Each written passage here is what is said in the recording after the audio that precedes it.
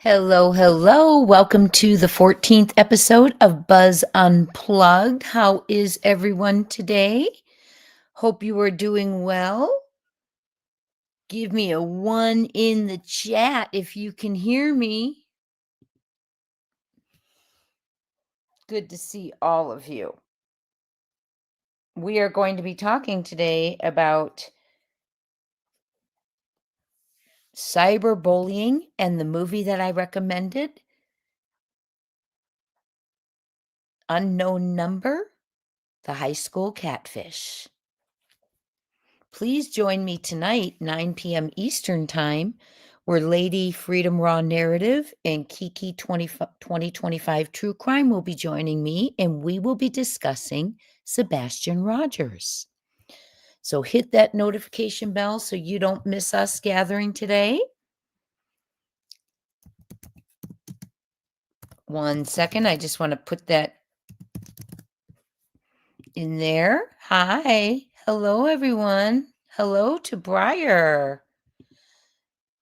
So tonight, 9 p.m. Eastern Time, Lady Freedom Raw Narrative and Kiki 2025 True Crime will be joining me.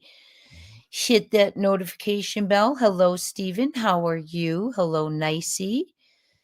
Hello, Teresa. I'm praying for you and your sister. Teresa's sister is missing. Whispering Winds, Minnie. Thank you for being here to Mod. I truly appreciate it. And Town Chat Cafe. Hope everyone is doing well today. Hi, YouTuber is here.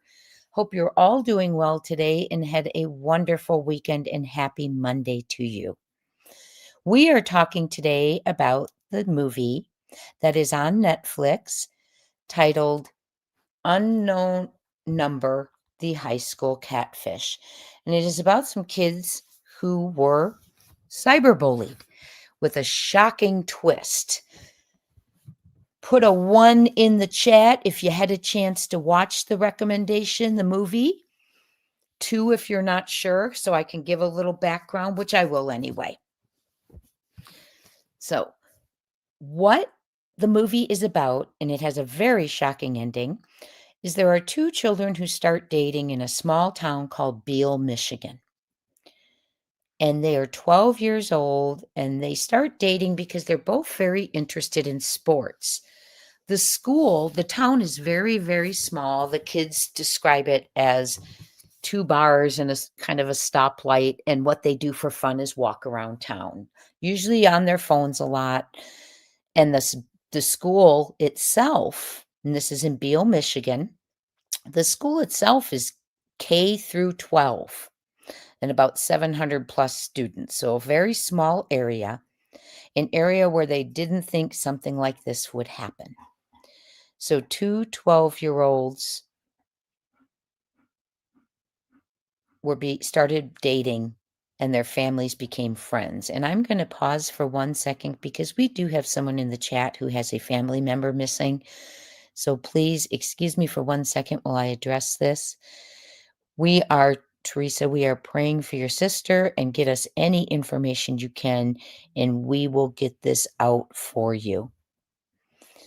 Okay, Roxy, thank you for helping her already. What area?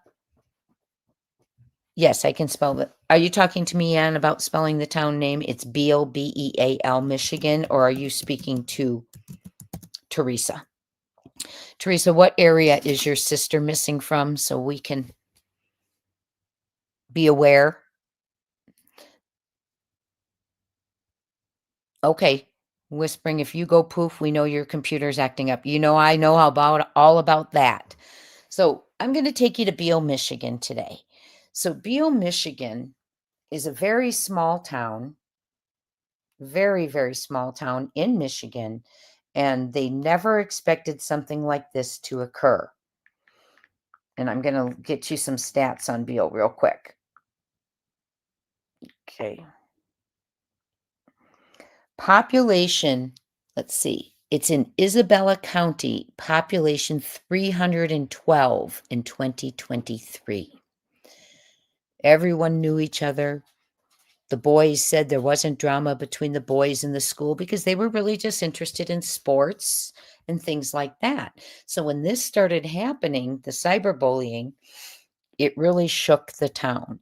And 2 little kids who were 12 years old had started dating, and when they were 13, they started receiving these vile messages saying the girl, let me get their names for you. It is the girl that was being cyberbullied was Lauren Licari, and the young man's name was Owen. And their families ended up becoming very close. The families ended up becoming very close because the kids were in sports together. Lauren's mother was the basketball and volleyball coach. They all went to the games together and they became very close. Well, when the kids started dating at 12, around 13 years old, they started receiving terrible messages calling them skanks and very sexual messages. The principal who was originally contacted said they even made him blush. Very terrible. Yes. Thank you, Jen and Don. How are ya? Hi, Kiki. It's in the middle of the mitten.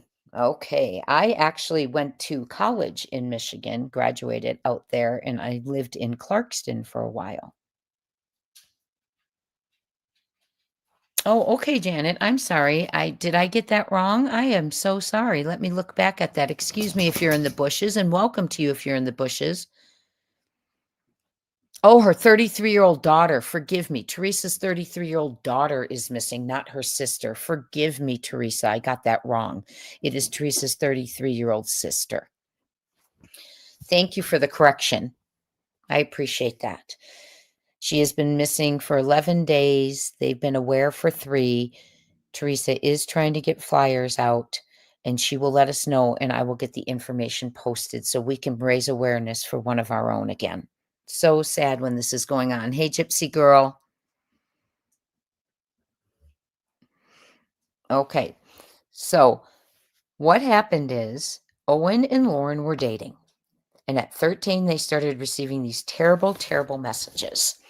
And Owen's mother and Lauren's mother started helping to find out who this was because it was clearly upsetting the children.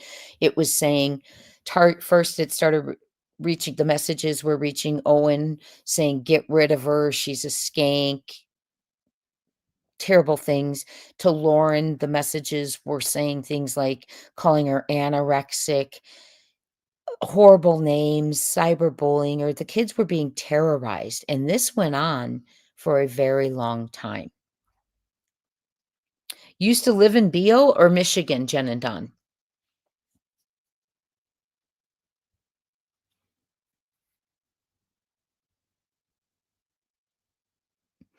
Kiki, you lived in Bloomfield Hills. I graduated from Oakland University because I graduated with teaching, and they had a very good teaching program. So that is where I went. Loved the state of Michigan, loved the lakes. We even skied in below zero weather because that's what you did in Michigan, right? So these kids, you grew up in Michigan, lots of Michigan connections. Well, good. I think I picked the right movie recommendation last week then. So these families started watching their children go through, as you know, with cyberbullying, they go through a lot of emotional stress. A lot of kids carry it internally. They don't share what's going on. They're embarrassed about what's being said. They're not sure who around them is doing it to them. Is it someone they know? Is it a friend of someone they know? So that went on for 18 months. And I'm going to tell you about the investigation for 18 months real quick, but I'm going to go to the chat real quick. You have a cottage in the UP. I have a lot of cousins who live up in the Upper Peninsula of Michigan. I do. You're in Michigan, Jen and Don. Well, welcome in, everyone. I'm really glad that I brought this movie forth. Then we have a lot of Michigan connections going on. Anne's grew up in Michigan or lived in Michigan for her first 25 years. Kiki's husband grew up in Michigan on the East Side. We have a lot of Minnie grew up there. Don and Jen and Don lived in Michigan. So we have a lot of connections to Michigan. So this is a really interesting story because these children were just absolutely terrorized. So what happened is the families who were such good friends, and I'll also at the end of this, I'll tell you what I found about what they're doing now. Not a lot of extra information out there, but a little bit. So the family started talking the mothers and saying, "Well, we need to find out who's behind this," because their children Lauren didn't want to go to school. She was very much a shyer child who hung out with Owen and not too many other people, and it was really affecting her, it was affecting him. The family started trying to figure out who it was, and they went to the principal of the school. They went to the school. The school actually had a rule at that time, and this did not happen very long ago, by the way. The person who ended up doing this to the kids, and it is a plot twist, and if you saw the movie, you know who it is. Oh, Janet, good to see you. Thanks for popping in. Hi to your company. They So they started going through this and trying to find out who this was. And the kids used their phones at school. And the parents said, "Well, can you get rid of phones during school?" I mean, they were getting 40, 50 messages a day sometimes, and even more. And the principal said, "Well, I do like them to have phones because it is an educational tool." Now, I will pause there. As an educator, we don't allow the kids to have the phones in class because they don't use them as an educational tool. They have school laptops to where those are approved for use during the day. But so be it, that was his theory. So he started trying to watch the cameras at school and told Lauren and Owen when they received the messages to let him know, and he would check the school cameras to see who was on their phones. But that became a huge challenge because so many of the kids were on their phones, gathered in groups, and they couldn't tell who was texting whom. They took contact lists, and the numbers were not showing up on either Lauren or Owen's contact lists. They did phone dumps, you name it. So 18 months of going through the investigation, the school officials during that 18 months contacted law enforcement because they could not crack the case, so to say. So someone by the name of Detective Maines, and because this happened recently, it is not the Detective Maines that we know, because if you watch the show, he's a much younger detective, and this didn't happen too long ago, I think in 2023. So the detective starts investigating this and talking to the families, and they thought perhaps they were interviewing children at the school to see if anyone knew what was going on because basically everyone knew each other in that town, in that school.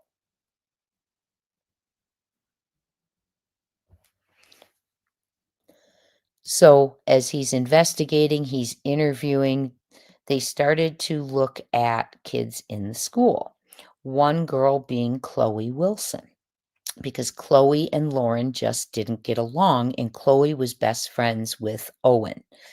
So Chloe was brought in and investigated, and that affected her school years as well because people thought she was doing it, and Chloe was not the catfish. Chloe's father was a police officer. They they went in, they talked to the school, they talked to law enforcement. The mothers talked to law enforcement, and they just could not figure out, hey, Shining Star, they just could not figure out who was behind these awful, sexual, horrible messages, even telling the kids to unalive Lauren to unalive herself, to keep away from Owen, to stay away from Owen. So it truly seemed like it was someone who wanted to be with Owen and didn't want Lauren with Owen. And the messages continued and they continued. So after 18 months of investigating and these kids receiving these messages, Detective Maines, who could not figure out to the best of his ability who was doing this, he escalated the case to the FBI. Pause. Mr. Craddock, did you hear that? After 18 months of not solving a case because he wanted it solved and justice for the children and what was going on, he escalated it to someone else in hopes tools and expertise they had would help solve the case. Because working together in unity is what you do. You just don't give up, put your hands in your pocket and your head down. You go somewhere else. It's not an ego thing. Well, I can't solve it, so I'm not going to solve it. I can't do this. I'm not going to call someone in. No.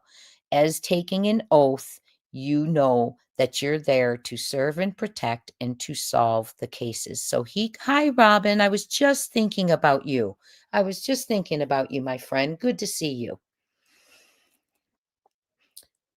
So he escalated it to the FBI as law enforcement should if they cannot solve a case. It's not an ego thing. It's about bringing justice and solutions to victims. So Detective Maines had the professional wherewithal to do such that. So he called in the FBI, and I applaud him for that. The FBI got involved. I agree, Robin. Robin said EC is still wet behind his ears, in her opinion, and I agree. The FBI got involved, and Detective Maines turned over 720 pages of text messages that had been going on. So the detective downloaded everything off the phones. He said he had different files, like they came to him in photos, messages, and things like that. And he investigated all of it from both kids' phones and could not find someone in their contacts, any of the kids in their contacts, in their circles from their school who were sending these messages. No numbers connected.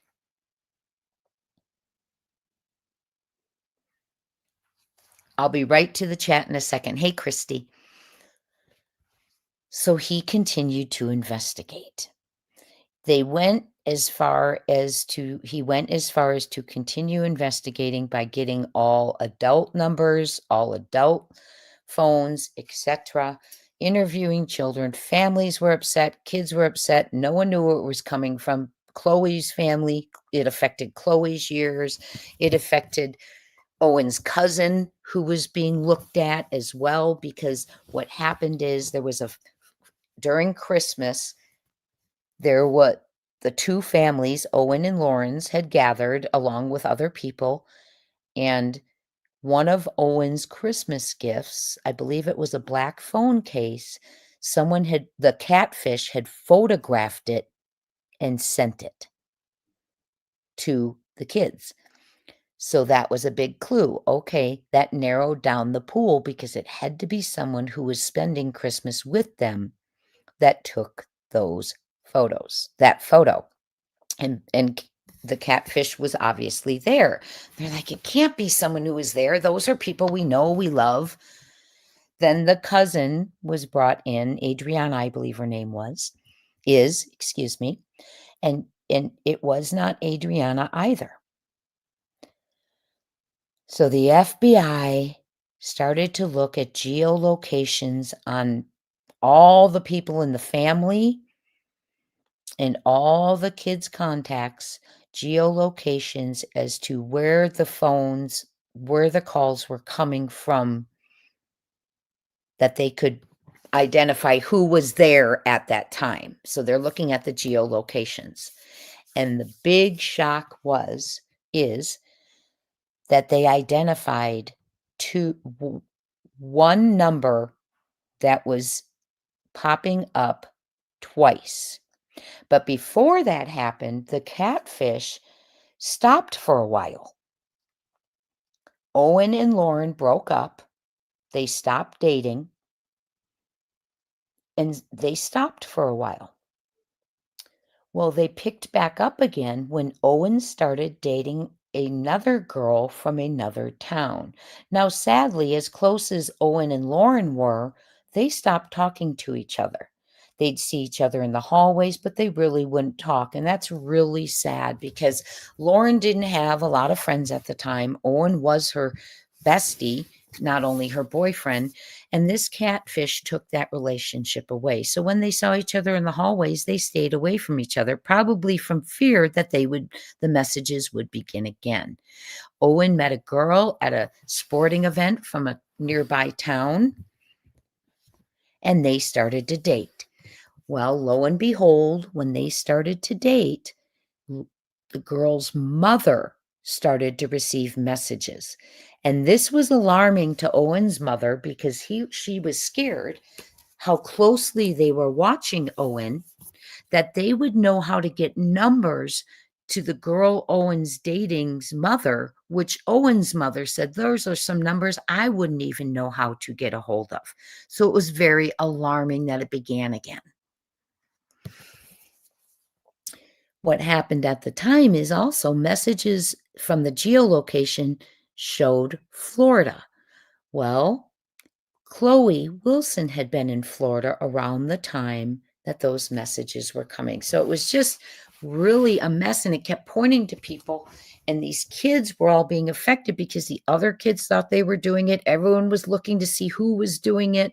And imagine in a small school like that, K through 12, 700 plus kids, those are your friends, that's your social circle, and when you have to go and everyone's looking who did this and blaming each other, it becomes affecting their school days, and indeed it did. Absolutely. The messages were vulgar, they were horrid, they were telling Lauren things that were just unthinkable, unalive yourself, you skink, and very sexual messages, like I said, that made even the school officials blush. So they go to the geolocations, and that one number came up twice. And guess whose it was? Lauren's mother, Kendra. So the FBI goes to Kendra and says, "Can we have a conversation?" Now, one second.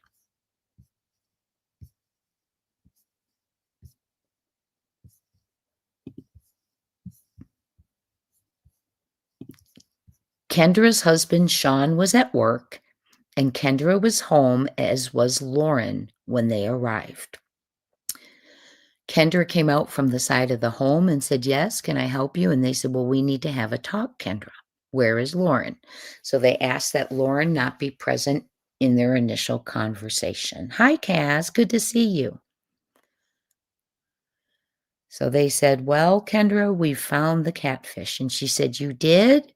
They said, "Yes." "Kendra, is there anything you want to tell us?" She said, "No." And they said, "Well, Kendra, the number that's coming back is yours." Now, I want to pause there for a second. What that means is for a year and a half, and Lauren not wanting to go to school. And by the way, Owen had responded at one point to the catfisher saying, all of this is making me suicidal, wanting to take my life. And Lauren was very upset because she didn't know, she didn't have Owen anymore and didn't have many friends. It was just affecting, she didn't want to go to school. And it turns out to be the mother. Her own mother telling her to unalive herself. Her own mother calling her vile names, anorexic, having a flat ASS, saying things like his pee, his this, your, it was just terrible. You can imagine. And it was her mother. So there's the FBI talking to her in her kitchen. And they say, "It's your number, Kendra." And she goes, "Well, it can't be." Well, they said, "Well, it is, Kendra. Is there anything you want to tell us?" And so she said, "Well, it wasn't me at first." Boom. So it was her. but she claimed it wasn't her at first, that she just in the midst of trying to figure out who it was who was terrorizing the children, she just got wrapped up in it and started doing it as well. Come on. Who does that? What if her child had unalived herself? What if Owen had unalived himself? And she said, one of the excuses she gave is, well, I know her insecurities and her weaknesses, and I wasn't worried about her unaliving herself. Come on. What mother does that? It appears a mother who had a crush on a little boy, in my opinion. Yes, if you haven't seen it, it's way worse than what I'm telling, because the documentary, the movie, shows you the texts that are out there, and they're just horrid. Absolutely horrid. Hey, Saved by Grace. Hey, Gypsy Girl. So she's in the kitchen, and they start telling her, well, we know it's you. Well, she had been saying all along she had been working at a certain company, and law enforcement all along believed she was employed there, something to do with technology. What they found out was she was not employed there. Her cousin, who owns a bar in the town, said she didn't believe, and they were very close growing up because they were just very close growing up, but she said she did not believe that Kendra ever worked. If I said Lauren before, forgive me. She did not believe that Kendra had ever even worked at that place. So Kendra had a lot of time on her hands. Kendra's husband, Sean, also thought Kendra had been working. She had told her husband she had lost her job, or had left her job, another job, and it also came out that she had been fired from that job. Then the husband finds out she wasn't even working any job. They had to move because she was paying the bills and not paying them. He put everything in storage. They moved to another rental. She didn't pay the bills for the storage unit, and they lost everything they had ever gathered, worked for, earned, that was theirs. All of this coming out when the FBI was at the house. But prior, I'm going to backtrack for a second. So they're talking to her in the kitchen. Husband's at work, Sean. Lauren's outside. And then they say to her, well, we know it's you. She says, but it wasn't me at first. I just got wrapped up in it. Eventually, as Sean comes home, they learn, she's had so many hours because she wasn't working. So then the FBI says, well, we need to call Lauren in. This poor young girl who had been terrorized for so long, lost her boyfriend, didn't really have friends, didn't want to go to school, her self-esteem waning because there's a catfish telling her, cyberbullying her. And it was her mother. So she comes in, she sits down, and they say, Lauren, we know who the catfish was, and it's revealed to Lauren that it's her mother. They call the father at work and say, we are at the home. We have found the catfish. And he goes, good, it's over. And they said, well, we need you to come home. It's Kendra. So he comes home, and the three of them are in the kitchen listening. And that is when Sean finds out she lied about her one job. She was fired and wasn't really working the job he thought she was working. He was stunned. Lauren's starts, tearing up because Dad says, you need to leave. And she says, no, and this is happening in front of Lauren. So more trauma. You need to leave. And we are talking about unknown number, the high school catfish. Minnie, I can't, for copyright reasons, stream it, or I would, believe me. I really would. And I'm going to share with you a couple articles on the family after this. Robin, I don't think Robin's asking if you're in the bushes. How did she do that? She had to block her number. That's probably right, because otherwise Lauren would have known it was her. Good thinking, Robin. But the FBI, if you block your number, they can still track them, I'm sure. It's on YouTube? Oh, very cool.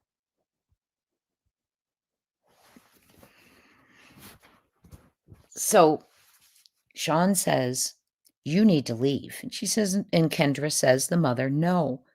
She goes over and hugs Lauren. "We need each other right now." Well, that's very traumatic for Lauren because, kids want to trust their mothers, but she's hearing all of this. So the husband goes outside and says, he calls Kendra, the mother's parents, and says, "You need to come out here and get her." They're traveling from Waterford, which is close to where I used to live when I lived in Michigan, in Clarkston. And they go out and they get her because he says right in front of the FBI, and she says, "No, no." And he says, "Yes, because if we get into it after law enforcement leaves, we could go away and they could take Lauren away. So you're going to leave." So she left. Her parents came and got her, and she left.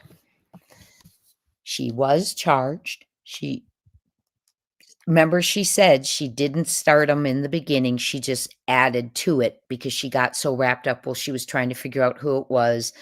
And then they realized how much time was on her hands to be able to send the hundreds of messages a day. So she ended up, when you go back and you hear about it later, she did plead guilty to being the one who sent all of the messages. And Owen's mother believes she had a crush on Owen. Owen believes that too, because he said she would always want to do things for me. She would always be there. She would always be reaching out to me. Even after me and Lauren broke up, she was trying to keep in contact. So she was convicted. She did go away to prison, and she got out last month. She is not allowed to have contact with Lauren. At the end of the documentary, Lauren was saying she would like to have contact with her mother. Her mother was a very important person in her life, but she was talking to her mother on the phone from prison, but she was not allowed to see her mother. And when her mother has gotten out, she was not allowed and is not allowed to have contact with Lauren. Sean had filed for divorce. Lauren and Sean started building a very close relationship, and they still are very close. Owen has since graduated high school and is in college in Michigan. And Lauren, let me tell you what's happening with Lauren. Let's see what's going on here. I want to share this with you, but it was shocking. It rocked the community. It rocked the families. They were all such good friends. To know she was the one doing this, and Sean's world was just rocked because there were so many lies that he was living through that he didn't even know. That she was home, that she wasn't working, that she's sending hundreds of messages. Well, when the FBI came and was talking to her in the kitchen, they said, that's another thing. Let me explain something about the number. That's right. She had an app to hide her number. Thank you so much. The name of the movie is up on the screen, Jen and Don. It's a great movie. I was actually watching a little bit more of it before we came on. So she apparently had a app that hid her phone number. So FBI says to her, "Get us your phone." And she goes, "Get us your phone." And she hands them the phone. And this is before Sean comes home. And they say to her, "Is this your only phone?" She says, "Yes." They're looking at the laptops, whatever. And then Sean comes home. And before he goes inside, he tells law enforcement she has another phone. So FBI goes in and says, "Kendra, where is your other phone?" Kendra's the mother, by the way. Lauren's the daughter, and I'm sorry if I at times mix it up. The name of the movie is Unknown Number: The High School Catfish. So FBI says, "Where is your other phone?" And she just looks at them and they said, "Where is your other phone?" She says, "Out on the side of the house." And they said, "Is that where you were coming from when we arrived?" And she said, "Yes." So they get the other phone.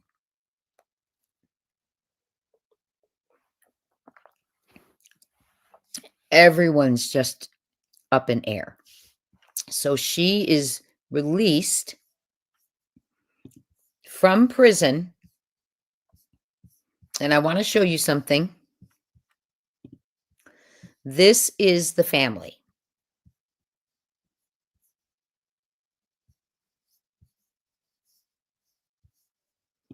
This is, let me go into my screen. This is Sean, the father. This is little Lauren. And this is Kendra, the mother, who did this. Where are Lauren Licari and mom Kendra Licari after cyber stalking scandal and prison sentence?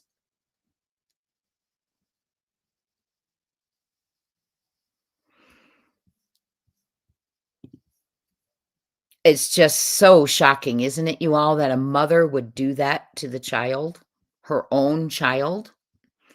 So where they are now is, let me explain to you. Here's Kendra and Lauren, and I want to explain to you how it went down. In 2020, Lauren and Owen were both 13 years old when they became victims of relentless cyberbullying.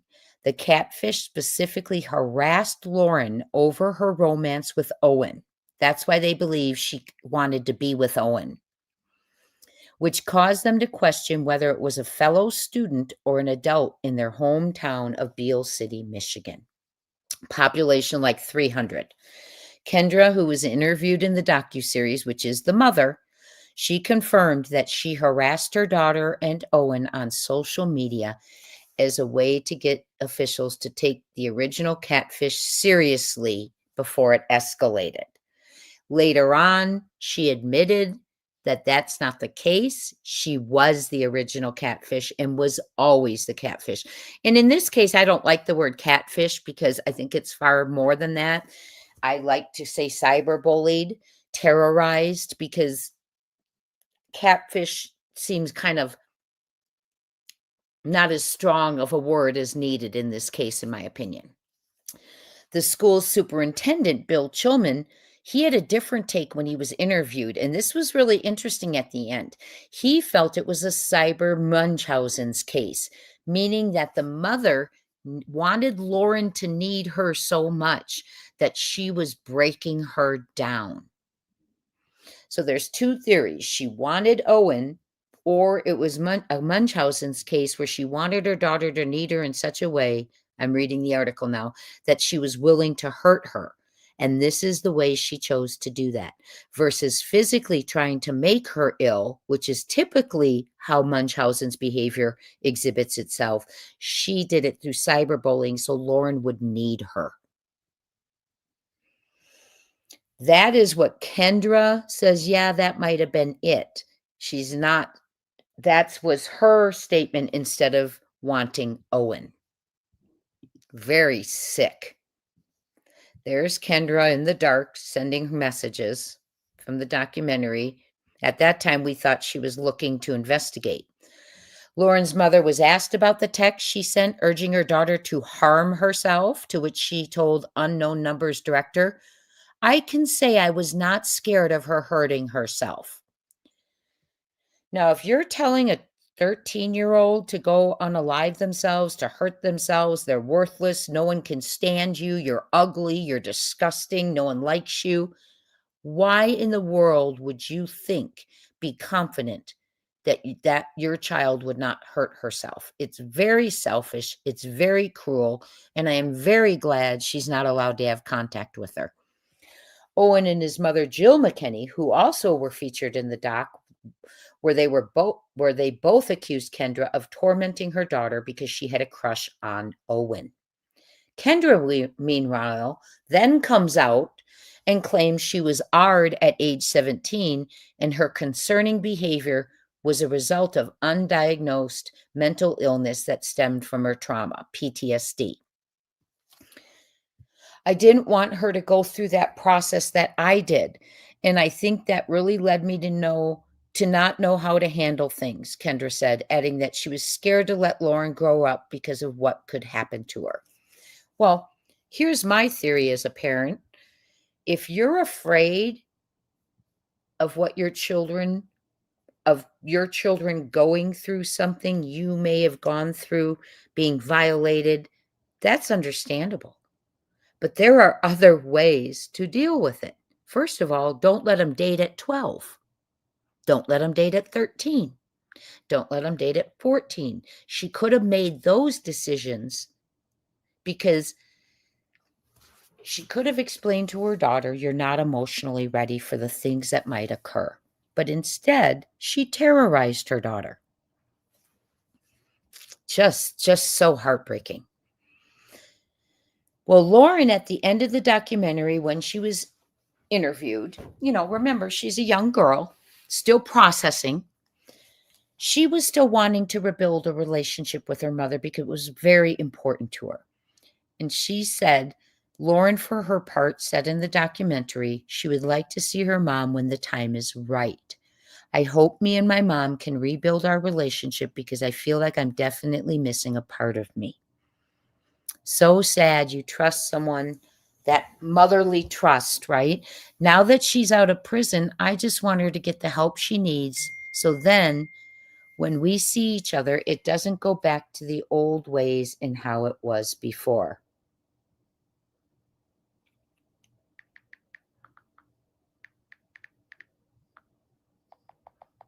Excuse me 1 second.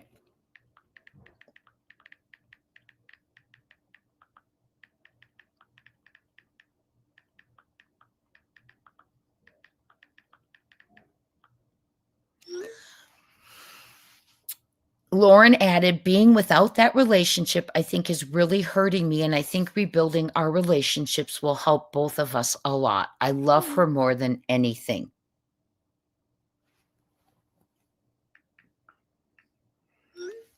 Where is Lauren now? Now, this is a photo of.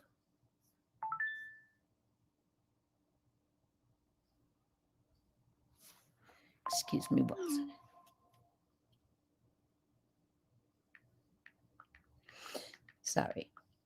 Sorry. As you know, our dear Sebastian's very important, and I'm just emailing about him, receiving some stuff about him right now. Also, all these kids are so important, what they go through, but imagine it's stemming from your own home. And we're seeing a lot of that, aren't we? We are seeing a lot of it. The cases we cover, you think about this. How many times is it a stranger? And how many times is it someone from their own home? Little Emmanuel Harrell, his own home, right? Little Quentin, his own home. Little Kaylee Anthony, in our opinion, her own home, although her mother was not convicted. Little Evelyn Boswell, her own home. Little Harmony Montgomery, her own home. Now, we have someone in the chat who it was not their own home. Okay, it was indeed an acquaintance, and oftentimes it's an acquaintance as well. Someone who knows you, and here indeed again, it's someone who knows you, knew them, her own mother. And here the kids are getting ready for one of their formal dances. And I want to share this article with you because it tells us where Lauren is now. Speaking of Lauren, her mother's arrest brought her closer with her father, Sean Licari, who received full custody. Thank goodness. Lauren is currently dating someone new from high school. Oh, I'm so glad. And is planning to attend college and study criminology. Director Sky Borgman spoke with Netflix Tudum in August of 2025, and this was just last month, about how Lauren has been doing a lot of pretty critical thinking about what happened between her and her mother since being interviewed for the documentary. Because remember, she wanted her relationship. Well, now she's had time to think that through. She is at the beginning of figuring out that she can be the one in charge, that she can make all the decisions for herself and for her relationship with her mother. I think that's going to be a really interesting place for Lauren to explore. That control is gone, that motherly oversight is gone, and Lauren's realizing she can make these decisions without the mother and for her mother regarding the relationship. Here's how young they were. Look at this. It's just so heartbreaking. They're so young. Where is Owen now? Well, Owen's relationship with Lauren ended before her mother was unmasked as their bully. The duo have remained no contact in the years since. They just did not get in contact anymore. I see him in the hallways and stuff, but we really don't have interactions at all, Lauren said before Owen added, I was mad at Lauren. I don't think I will talk to her in the future. And that's sad because it wasn't Lauren. Owen has since graduated from high school and now attends college in Michigan. One second.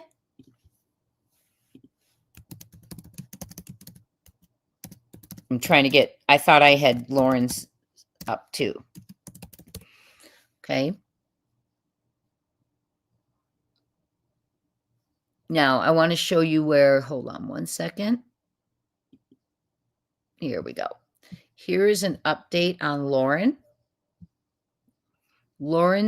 Here's an update on Lauren. Lauren was 13 when she and her then boyfriend, Owen McKinney, started receiving the messages in October of 2020. The messenger claimed that Owen planned to break up with Lauren. Oh, that's another part of it. She kept saying, he wants to break up with you. He doesn't like you. He cheats on you.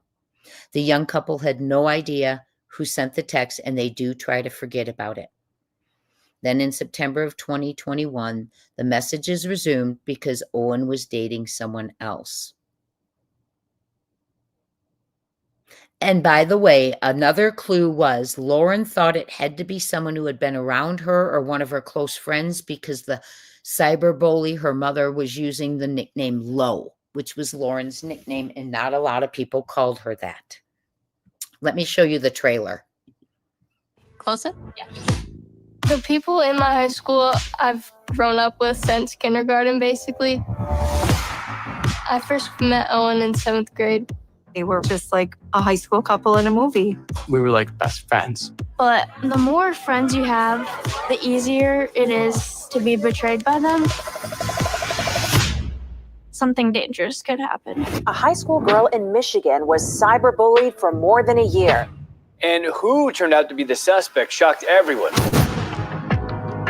It was so bad to the point where I didn't want to even go to school anymore. It was relentless. I mean, 1 a.m, 3 a.m. I would question how I thought about myself. There's some sick messages. They were enough to make a 53-year-old man blush. It's crazy how having a phone can become the worst thing that happened to me. Things are about to get so much worse.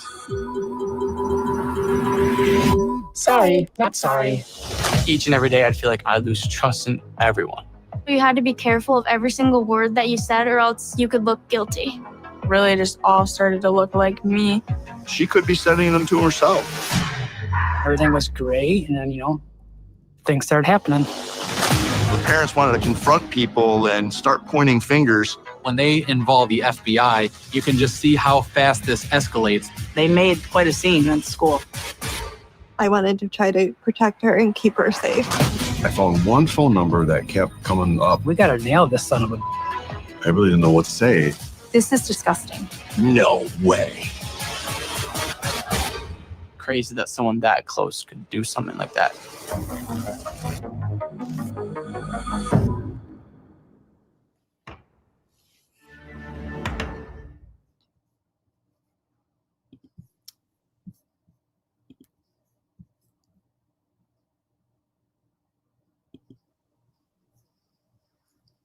That's the trailer if you have not yet gotten to see it. And I do need to welcome our new family member, Daisy Duke. Welcome in, Daisy.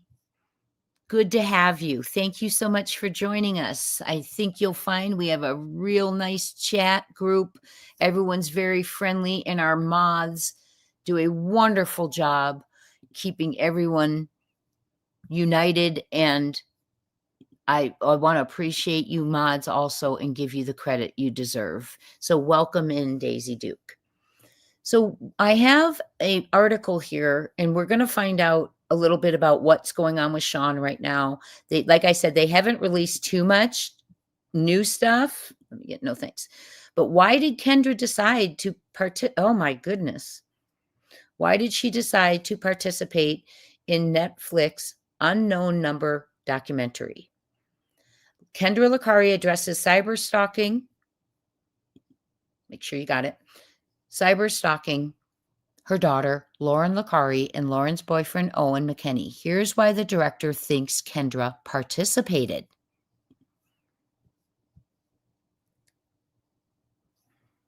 Unknown number. The high school catfish gave Kendra Licari the opportunity to speak for herself. The case explored in the documentary has captured the attention of viewers. It's not every day a mother is found guilty of catfishing and cyberstalking her own daughter and her daughter's then boyfriend. So why would Kendra willingly and publicly speak to the actions she took against then 13-year-olds Lauren Licari and Owen McKinney? Documentary director Sky Borgman has a theory.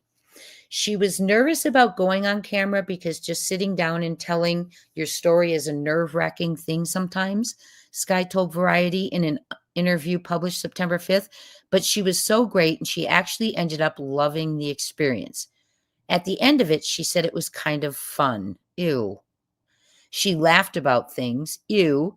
And I think it was really an opportunity for her to think about things a little bit more in depth. Yuck.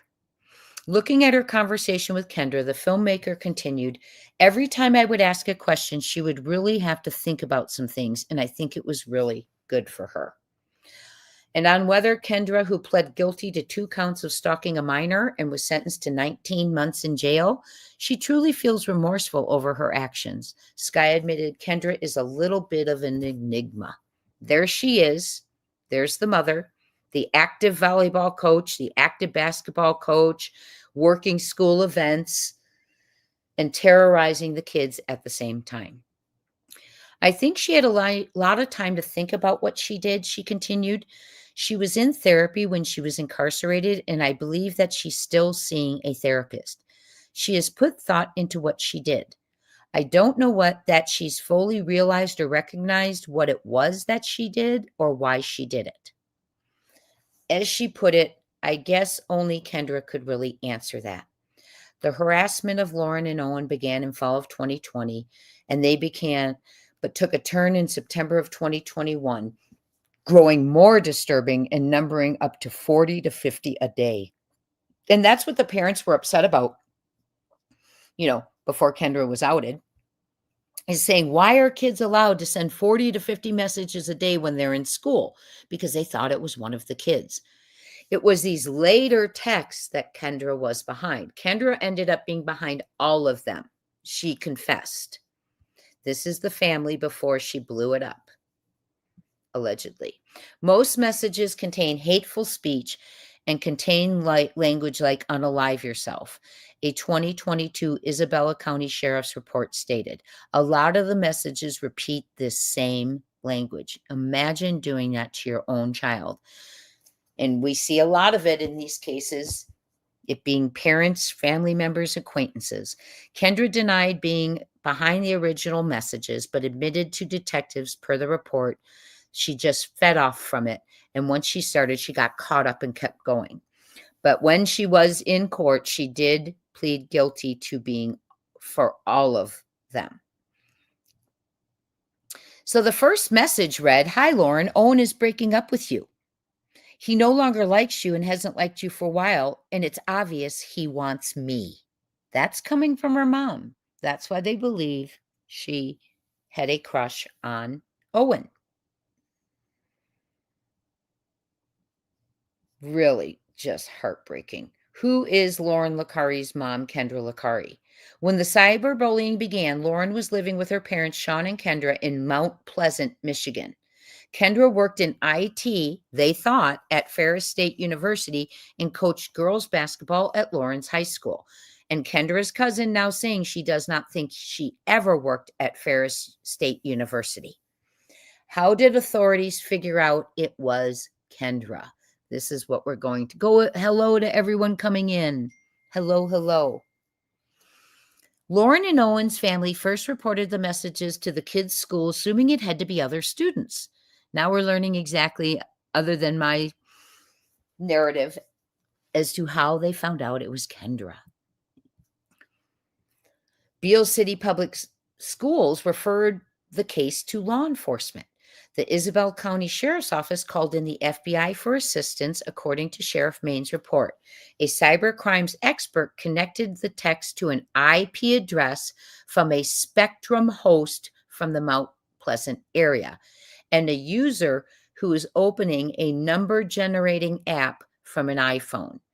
The FBI expert, per the report, found that Kendra's phone number was attached to the IP address each time a text message was sent to the victims. Here is Lauren right there, as she's a little older, still going through it. What did Kendra Licari say about the text she sent to Lauren and Owen? Kendra told detectives August 10th, 2022, per Main's report, that she did not send the original batch of messages that Lauren and Owen received in October 2020, but rather she just fed off from it and began to send them in September of 2021. And that would be when Owen started dating someone else and the messages started up again. But since then, she's admitted to sending them all. She got caught up in sending the messages, and it just continued. Well, there were, remember, 720 pages of those messages by the time it got to the FBI. I was sending messages in the hopes that they might send back asking, "Is this so-and-so?" She said in the series. I started with the thought, we need some answers, and then it just kept going. And that is not true because, as I said, she has pled guilty to being the one who sent the original ones. She then blamed her trauma as a teen, fueling her desire to protect Lauren because she didn't want our and other exploitations to occur in her life. So rather than not having her date as a very young child or discussing things with her about things could happen, she chose to terrorize her. As Lauren started getting older, I had things that were suppressed come forward, Kendra said in unknown number. She explained, I wanted to try to control the outcome of her journey. I was afraid of letting her grow up. I was scared of what could happen to her. When was Kendra arrested? So Kendra was arrested in December 12th of 2022, and this started in October of 2020. She was charged with 2 counts of stalking a minor, 2 counts of communicating with another to commit a crime. We had tens of thousands of text messages, whether they were messages that were just for her daughter or some of her daughter's friends. Oh my goodness. And the digital footprint was just insane, said Isabella County Prosecutor David Barberi. Beale's public school superintendent, William Chilman, told GMA that even once they realized they weren't dealing with a student prank, quote, we weren't expecting that it would be apparent. When they informed us later in the spring that they were suspecting that it was possibly her, it was a shock to all of us. See, they thought it was students, obviously, because emotionally you would expect that it wouldn't be an adult. Kendra ultimately cut a deal and pled guilty to 2 counts of stalking a minor in exchange for other charges being dropped. She was sentenced in April of 2023 to a minimum of 19 months in jail minus 22 days served for time served. After Kendra was revealed to be the daughter's harasser, Sean divorced her and was granted full custody. And Sean said, I just can't believe she would do something like that to her daughter that supposedly she loved dearly. She just makes me sick. She stabbed me in the heart, nugged me in the heart, and threw it away. Kendra, who was 45, was paroled on August 8th of 2024. Oh, I'm sorry. I thought it was August of 2025 and is on supervised release until February 8th of 2026. So she is still being supervised, according to the Michigan Department of Corrections. She said in unknown number that she hadn't seen Lauren in about a year and a half and per the terms of her release, they are not allowed to reunite for the time being. I'm assuming it will have to wait until Lauren's 18. We both know that we're with each other no matter what, Kendra said. I definitely think we can have a healthy relationship. I know we hold a bond that we have. I know we both hold that bond that we have close. And there is Lauren. Lauren is now 18. She is not opposed to reconciling with her mom and expressed hope Kendra would get the help that she needs now that she's out of jail. Being without the relationship is really hurting me, Lauren had said in the series. The series also noted that Lauren is no longer in touch with Owen. Isn't that just heartbreaking, everyone? A mother. We're all out there trying to protect our children, protect any children that we know, and it is just such a challenge when it is indeed a family member. Oh, goodness. So think about that, you all.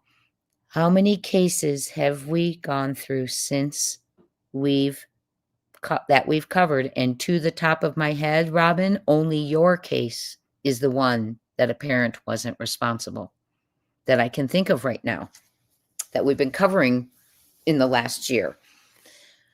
Robin was an acquaintance and lost her dear, sweet daughter. And I'm sorry for that, Robin. And we always think of you and we always pray for you. But the fact that that mother was in that house terrorizing her own daughter.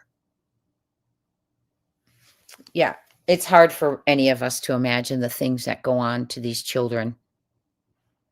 Right? I know. That's a great question, Minnie. How do you have a bond when you tried to destroy and possibly cause her to unalive herself? Exactly. It's just, it is on YouTube. Okay. It is a great movie. If you don't have Netflix, I'm hearing that it's also on YouTube. And it was a great one for us to explore. There's so much exploitation of children out on the internet.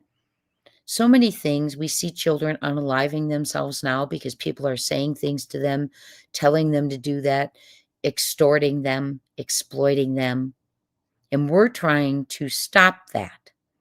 Yet it's coming from a mother. So it just was a shocking movie. If you've missed it, please watch it. You can't find it, Minnie? Okay.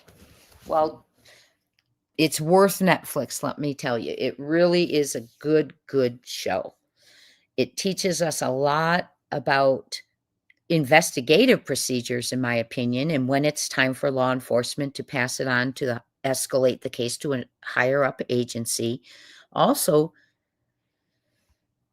for families, to be aware of a lot of times what's going on is within your own family or your acquaintances.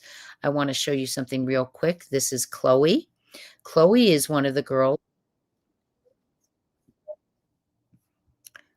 Chloe is one of the girls who was framed. Many people kind of went after her for doing this little clip on TikTok saying it's not about you. Who do you think you are? Things like that. But this is a child who needs to talk. And when children need to talk, we need to listen because that is therapeutic for them. Let's listen to Chloe. Chloe is the one who is good friends with Owen, didn't get along with Lauren, so she was the first one that was blamed for this. Oh, Minnie, they sound wonderful, your children.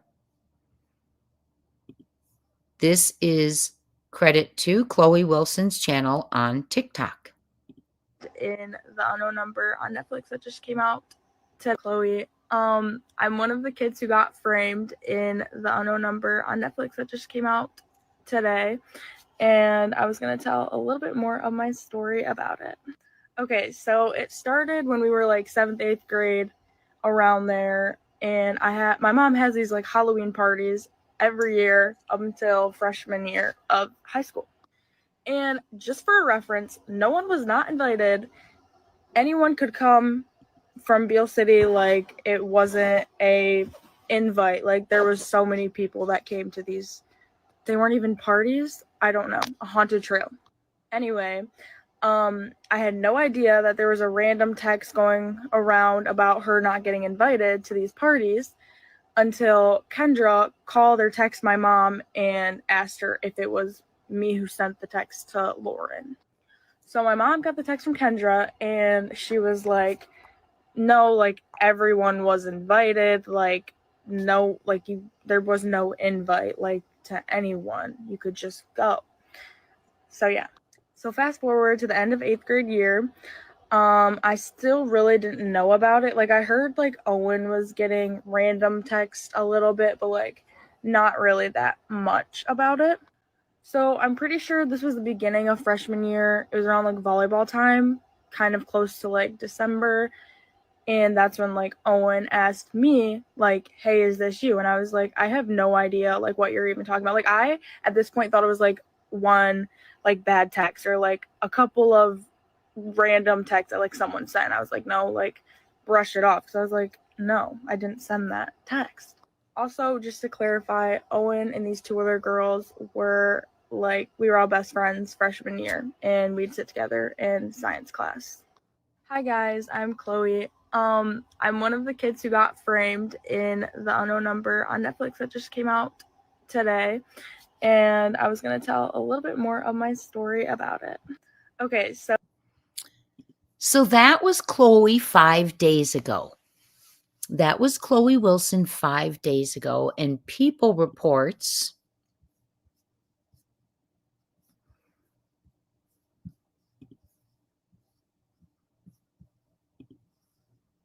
where is Chloe Wilson now? Inside her life 5 years after being accused of cyberbullying Lauren Licari and Owen McKinney.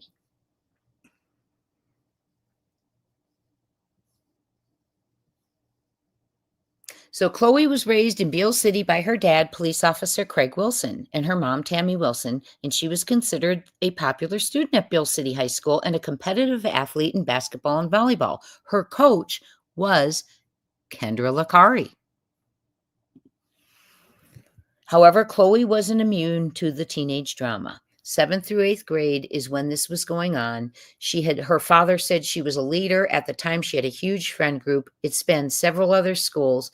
And I think to some people, I'm not going to say they were offended by that, but maybe they wanted that sort of thing for themselves. So she was good friends with Owen, and she didn't get along with Lauren. And that's why the red flags went up for law enforcement, and they at first thought it might be Chloe. Chloe wasn't the nicest person growing up. She wasn't a bully, but she wasn't a nice person by any means, said Owen, her friend. I think she said some things to Lauren that just made Lauren not like her. Well, so she was blamed. She became entangled. It affected her life as well. And now Chloe graduated just this past May. She had previously committed to play volleyball at Montcalm Community College in November of 2024, according to a Facebook announcement, but her name does not appear on the program's roster for 25-26. Chloe has since told her story in her TikTok that we just watched, addressing the accusations that she had purposely left Lauren out of a middle school Halloween party. In the video, she told viewers that she did not purposely exclude Lauren and learned of the cyberbullying months after it had started. So they do not know if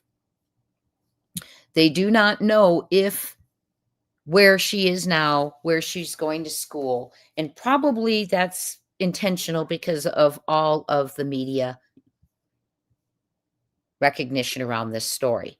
So where is Sean now? The father. This is Sean, the poor man who found out his daughter was being terrorized for 18 months by his own wife, who was lying to him, telling him she was paying the bills,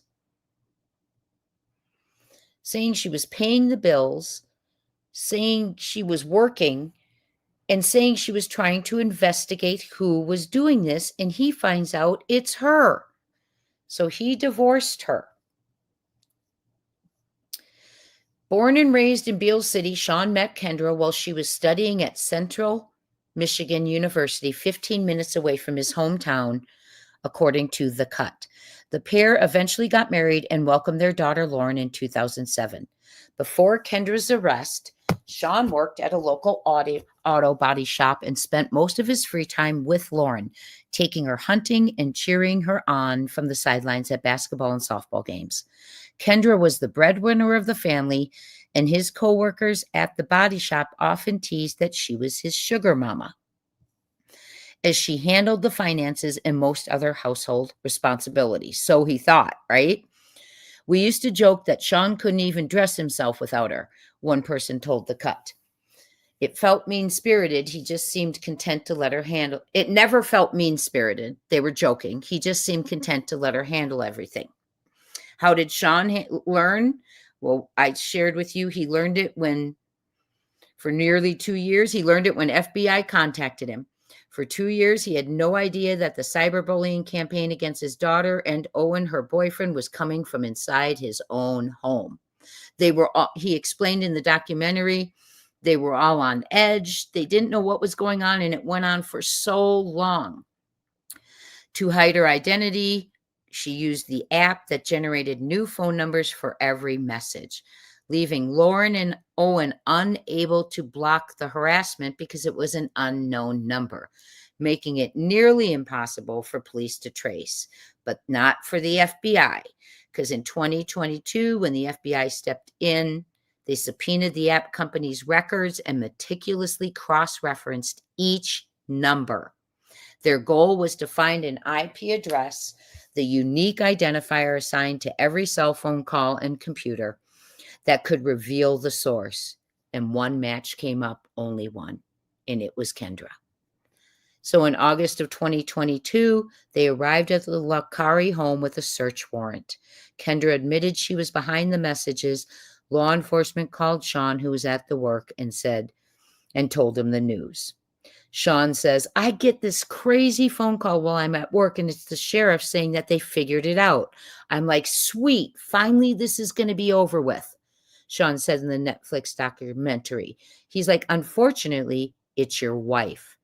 I don't know what to say to him because, I'm in shock. I can imagine. Sean rushed home, confronted Kendra, only to learn another shocking truth. She had secretly been unemployed for nearly a year, a revelation that explained the family's worsening finances. The fact that they were evicted from their other place, the fact that he had lost everything out of the storage units because she didn't pay those bills. Sean looked like a broken person, said Isabella County Sheriff Mike Main. How did Sean react to Kendra Lakari's catfishing scheme? Can you imagine? It's just so sad. Hi, Raymond. Good to see you. So he did file for divorce. Following Kendra's arrest in 2022, Sean divorced his wife and won full custody of Lauren, per The Cut. I just can't believe she would do something like that to her own daughter that she loved dearly. Just makes me sick. And we read that quote, she stabbed me in the heart and nugged me in the heart and threw it away. In March of 2023, she pled guilty to 2 counts of stalking a minor and was sentenced to serve 19 months. She is now on probation, and Sean is focused on moving forward from the cyberbullying scandal. Me and my daughter have gotten so much closer since this happened. We just bond so well together. Lauren, who has since graduated from Beale City High School, said in the doc, everything we do, we can find a way to laugh. More than ever, Lauren's learning to lean on her dad, and he's relishing the chance to watch her enjoy a normal young adult life.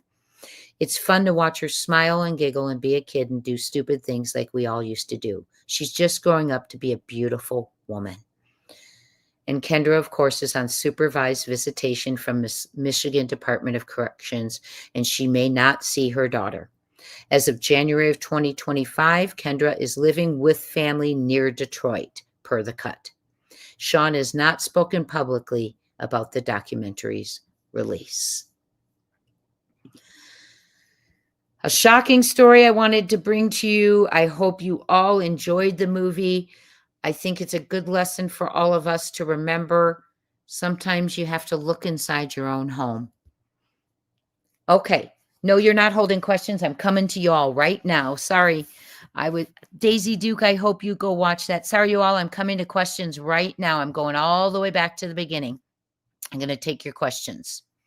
Don't forget to join me 9 p.m. Eastern Time live tonight. Lady Freedom Raw Narrative and Kiki 2025 True Crime will be on with me, and we will be discussing Sebastian Rogers.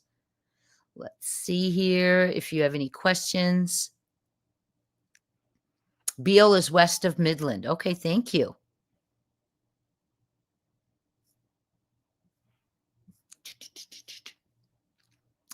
Minnie, I see Minnie Panthers is saying teach abducted at an HBCU, a black girl missing movie on Netflix. I watched this and it wasn't a blockbuster, but it was based on a true story, and I was floored how some traffic women.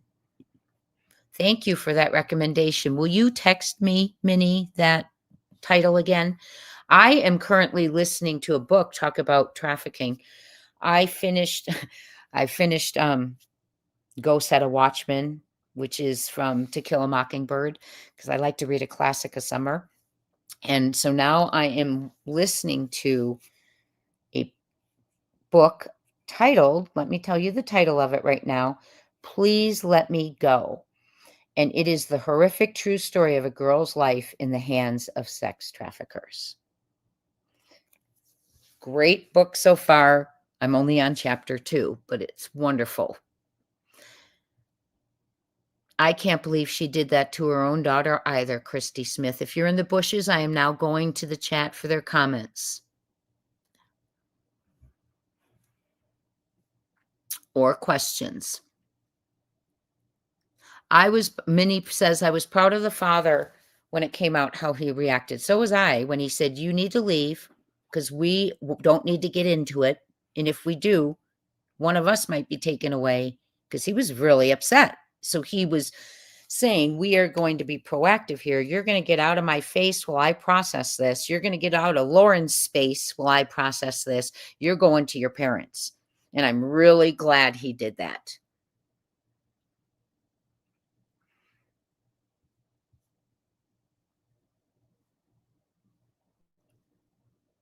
So Robin, now we see that she was using an app to hide her number. She was using an app to hide her number, which is why it took so long and they needed the FBI, because the FBI was able to get a search warrant for the app companies. Let's see. And Christy says, I think she had no friends because she was bored and crazy. Could be. And Minnie says, I don't know enough about the mother to say she's a narcissist, but this kind of lines up with narcissistic behavior. It certainly does. I felt sorry for the dad because his heart fell to the floor. Me too. Me too. And Saved by Grace said, Minnie, extremely hard to get away from a narcissist if ever in a relationship once they get the upper hand. Great point, Saved by Grace. Yes, he was completely blindsided. Going through comments real quick. Yes, Minnie, we have Town Chat in the house. Whispering was in the house. They may be coming and going. You could be it right now, my friend. I'm not sure. We had a few mods in earlier. They may have had to go.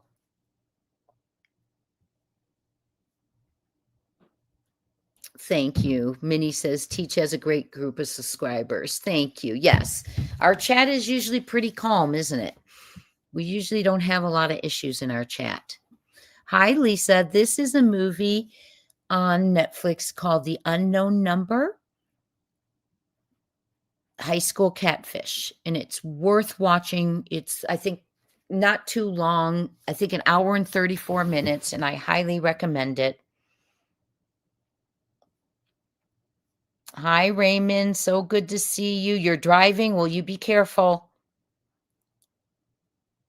It's just very sick. And this is something Minnie Panther says that I want to bring up. How do you have a bond when you tried to destroy and possibly cause her to unalive herself? That's just blew my mind too. blew my mind because she's saying we have such a bond. I knew she wouldn't have done anything to harm herself. Well, you don't know that because kids go through a lot emotionally these days and a lot they don't know how to handle. And that's what the FBI was worried about too. She does have a boyfriend. She started dating someone later in high school. Now, I don't know if she's still dating him. It does not say what Lauren is doing right now.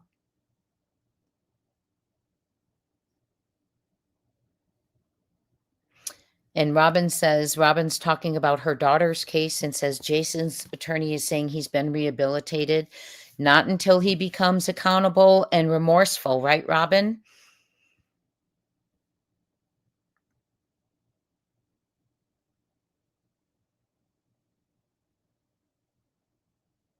Oh, Daisy Duke. Yes, I do know. Daisy Duke is saying, we're talking about Sebastian real quickly. Hey, Jay, did you hear if you want to hand out flyers, you have to ask permission?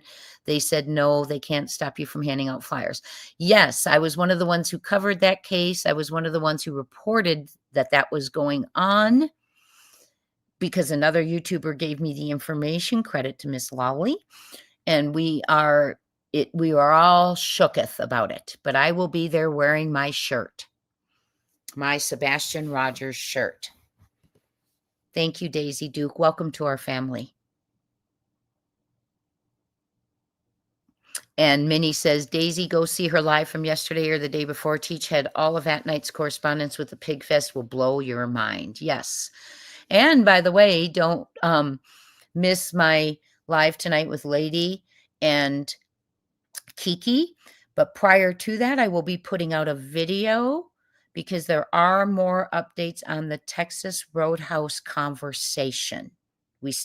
I read some of that the other day. There is now a little bit more out, just been released, and I will put out a video on that, and then I will be live this evening. Let's see here. You think in yesterday's members only? Yeah, I don't recall. We also went over the behavior analysis report that At Night, One World, and Dog the Bounty Hunter had two doctors do. And they were focusing on the thin, lanky man with the cap being a eye alert threat. Look more into him, and possibly person of interest C, who was lurking around the car, etc., being an accomplice, needing more investigation. Hi, Jules. Yes, please go watch that movie. I'll be giving you another movie recommendation on Friday. Gives us something to do and talk about together.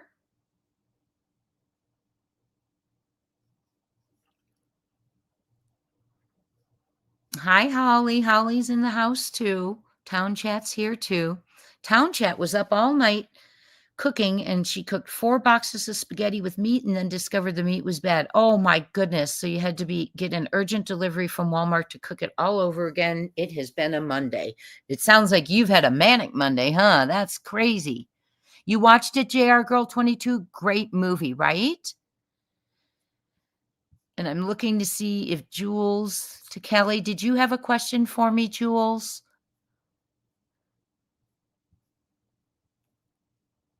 Jules said, is it true? Do we know is the mother and daughter in contact currently? They are not allowed to see each other. The mother is on supervised visitation. Now, Lauren's 18. We just read in the article, but they are not currently in contact. She is not allowed to contact her daughter. So, great movie. Catch up if you need to. Watch it if you need to. There's a lot. It shows us investigation techniques, how things go down, what to look for. And it is just sad. So it's a story, I think, more and more we know it's the families oftentimes. So, and I want to let you know, if you have a true crime movie recommendation for this Friday, this was a recommendation from our dear Maud Mini Panthers. So if you have a true crime recommendation, the one before this we did, Where is Amy Bradley? The young lady who went missing and is still missing on a cruise. I have not reviewed that movie yet, but that's coming this week too. I'll give a review on that one. We also watched it taken in broad daylight. And so if anyone has a movie review for me to recommend to everyone this Friday for us to talk about next week on Buzz Unplugged, please feel free to email me at crimetimebuzz@gmail.com or just put it in the comments under this live. Thank you all so much for being here. You will see a video coming out in a few hours, and don't miss my live with Lady and Kiki. Thank you so much for being here for episode 14, and we will have episode 15 tomorrow, where we will be talking about the fact that this is National Prepared Month. How prepared are you for emergencies? We're going to learn a little bit about being prepared. So don't miss tomorrow. Go watch that movie called Unknown Number, the high school catfish. And if you have a recommendation for this Friday that you want me to recommend to everyone for us to talk to next week, this is your channel. This is your show. You go ahead and drop it, and I will get to it. If there's more than one recommendation, I will look at which one is recommended the most, or I will make a choice and we'll go to the next one next time. Thank you all for being here. I truly appreciate each and every one of you. Tonight, it will be 9 p.m. Eastern Time. You'll see 3 of us gather together to raise awareness for Sebastian Rogers. Everyone should want to raise awareness for him. There should be no banning of flyers. There should be no making fun of the case. There should be no playing around instead of searching right now, in my opinion. Reptile searching. Did you see that the Proudfoots were seen reptile searching over the weekend? $500 don't get me started. Here's how I'll end this. That reptile they were seen looking at in that picture, that reptile got more attention from them, in my opinion, than Sebastian has. And I'm going to end it there. They spent $500. Thank you. But that reptile they were looking at in that picture, if they stood there 10 seconds, in my opinion, that reptile got more attention than Sebastian has from them in a year and a half, in my alleged opinion, which I am allowed to have. Thank you all for being here. Be aware of your 2 snakes. First of all, I have a real problem with that. He got rid of all of Sebastian's snakes. They got rid of Sebastian's cat. Anything Sebastian loved, they got rid of, in my opinion, including him, in my opinion. And that's my opinion. They had something to do with it. Okay. But yet they're out getting more things to take care of when they didn't even take care of him. Makes me sick. Allegedly, in my opinion, and I'm allowed to have it. They don't deserve a reptile. They don't deserve a goldfish. They don't deserve anything that breathes till they bring Sebastian home. Look for my video later and don't miss our live. Talk soon, my friends. Thank you for being here. Unplugged episode 15 will be tomorrow. Keep keeping on and stay safe.